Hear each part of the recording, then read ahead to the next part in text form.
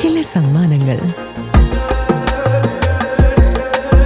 ഇതെല്ലാം നമുക്ക് ഏറ്റവും പ്രിയപ്പെട്ടവർക്ക് വേണ്ടിയാവുമ്പോഴാണ് അത് കൂടുതൽ മനോഹരമാകുന്നത്.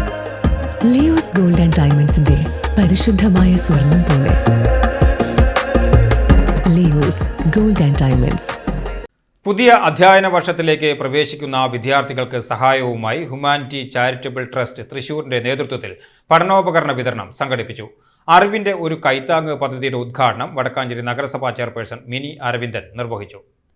ഉള്ളവരിൽ നിന്ന് ഇല്ലാത്തവരിലേക്കുള്ള ദൂരം കൊടുക്കുകയാണ്. കാരണം ഇപ്പോൾ നേരത്തെ ഇവിടെ പറഞ്ഞു, 1 രൂപയാണ് നമുക്ക് കൊടുക്കാൻ കഴിയുകയെങ്കിൽ ആ 1 രൂപ ഒരു തറപ്പണിക്കുള്ളതാവുന്നു. ശരിയാണ്. അങ്ങനെ 1000 പേര് വിചാരിച്ചാൽ 10,000 പേര് വിചാരിച്ചാൽ എൻ്റെ കയ്യിൽ ഇത്ര രൂപയുള്ളൂ. പക്ഷെ അത് കൊടുക്കുന്ന ഒരു മനസ്സും കൂടിയുണ്ട്. ആ കൊടുക്കുന്ന മനസ്സും അതിലൊരു ഇടനിലക്കാരൻ, അതാണ് ഈ ചാരിറ്റി. കാരണം എൻ്റെ കയ്യിൽ 10 രൂപയുണ്ട്, പക്ഷെ അത് ഇല്ലാത്ത നിലയ്ക്ക് എത്തിക്കണമെങ്കിൽ ആര് വേണം? ഈ ട്രസ്റ്റ് വേണം. നമ്മൾ നേരിട്ട് നമുക്കറിയില്ല. പക്ഷെ ഇവരുടെ ജോലി എന്താണ്? അത്തരം അടിസ്ഥാന ജനവിഭാഗങ്ങളെ സമൂഹത്തിന്റെ മുഖ്യധാരയിലേക്ക് എത്തിക്കാൻ ഞങ്ങളെ കൊണ്ടാവും. ഇത് എന്തെല്ലാം ചെയ്യാൻ കഴിയും? ഇതാണ് ഈ ടീമിന്റെ അവർ സ്വയം ഏറ്റെടുത്ത ഉത്തരവാദിത്തം. ഹ്യൂമാനിറ്റി ചാരിറ്റബിൾ ട്രസ്റ്റിന്റെ നേതൃത്വത്തിലാണ് അറിവിനൊരു കൈത്താങ്ങ് എന്ന പേരിൽ പഠനോപകരണ വിതരണം സംഘടിപ്പിച്ചത്.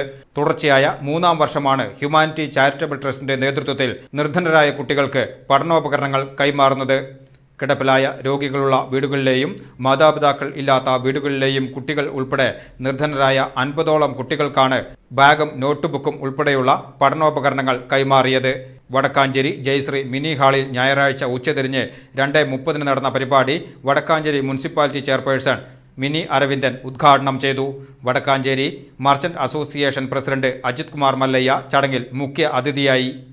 Humanity charitable trust president Saneesh A അധ്യക്ഷത വഹിച്ച ചടങ്ങിൽ secretary Hakeem K, treasurer Nirmaladevi PC, Ottupara GLP school പ്രധാനാധ്യാപിക ചിത്ര ടീച്ചർ, ട്യൂഷൻ സെന്റർ അധ്യാപിക Saritha, trust joint secretary Raju Konikkara തുടങ്ങിയവർ പങ്കെടുത്ത് സംസാരിച്ചു.